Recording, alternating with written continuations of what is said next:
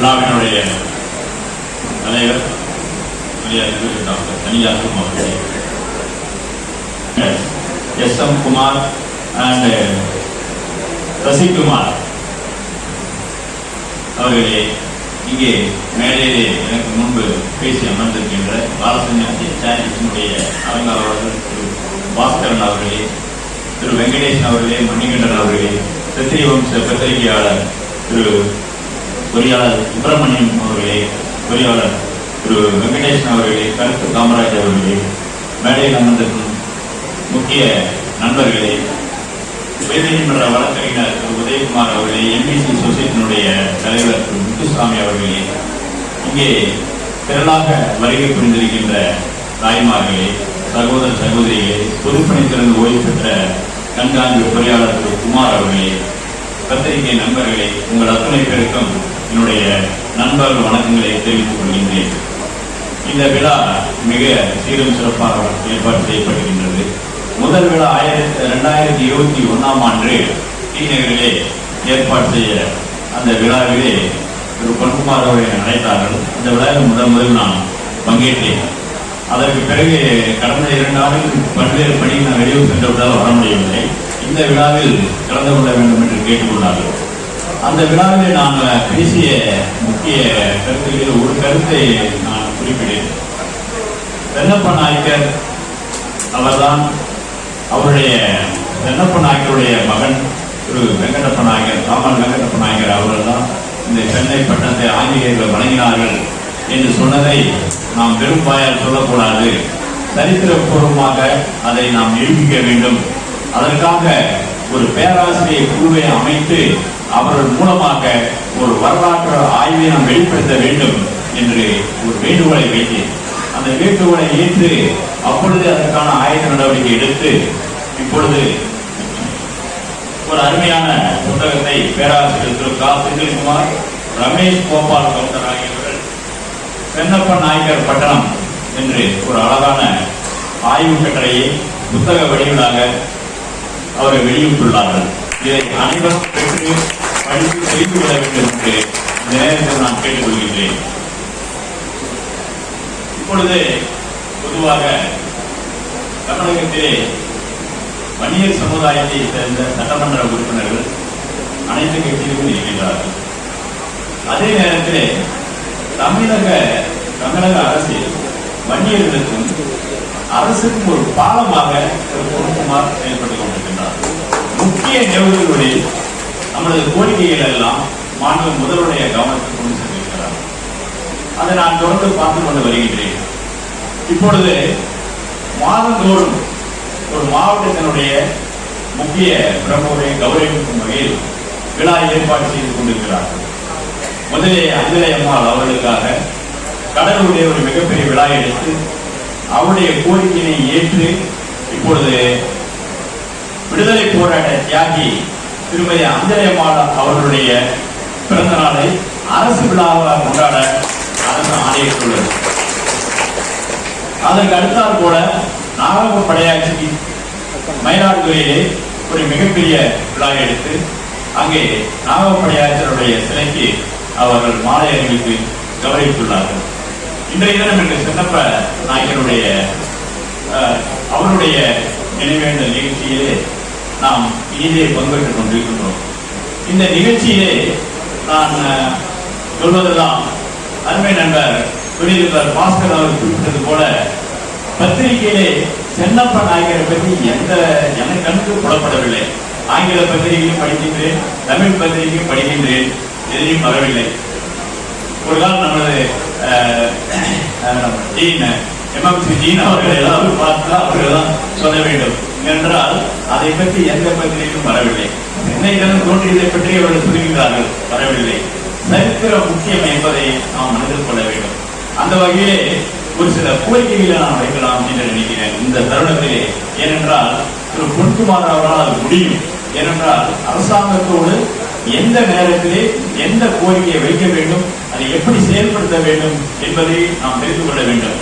சென்னையை உருவாக்கியவர் நமது வழித்தோன்றல் வெங்கடப்ப நாயக்கர்.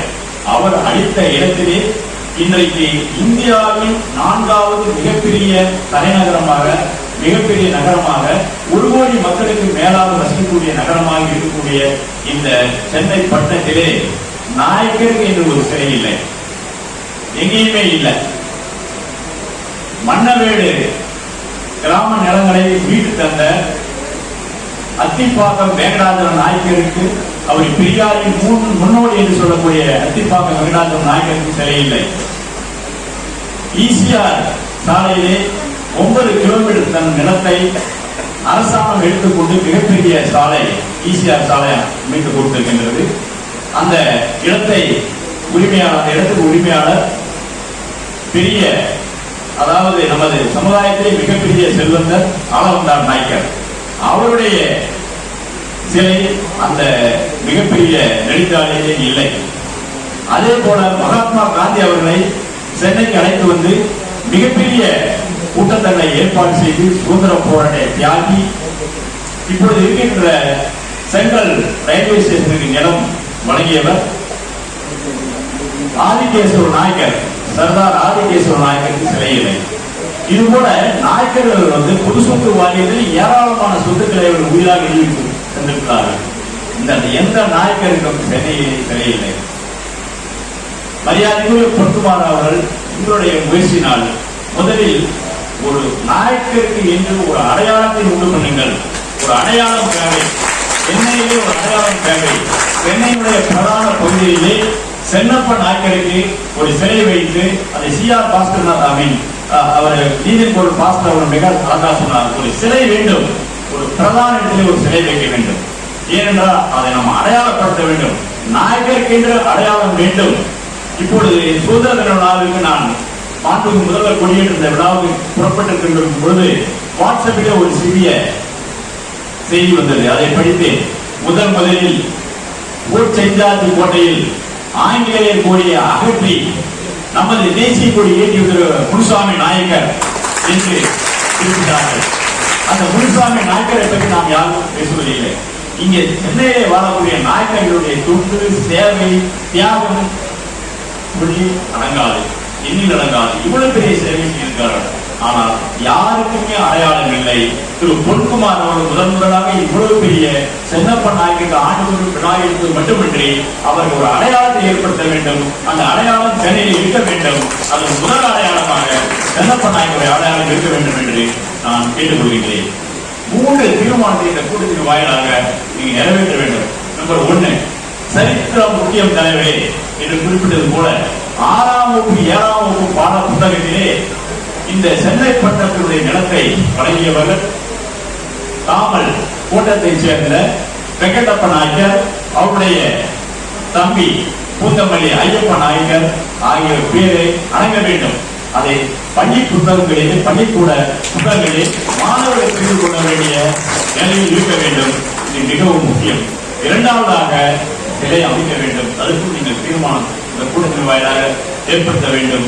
3ஆவதாக குறிப்பாக சர்தார் ஆதிகேசவ நாயக்கருடைய துண்டு மிகப்பெரிய துண்டு, அதற்கும் நீங்கள் சிலை வைக்க ஏற்பாடு செய்ய வேண்டும்.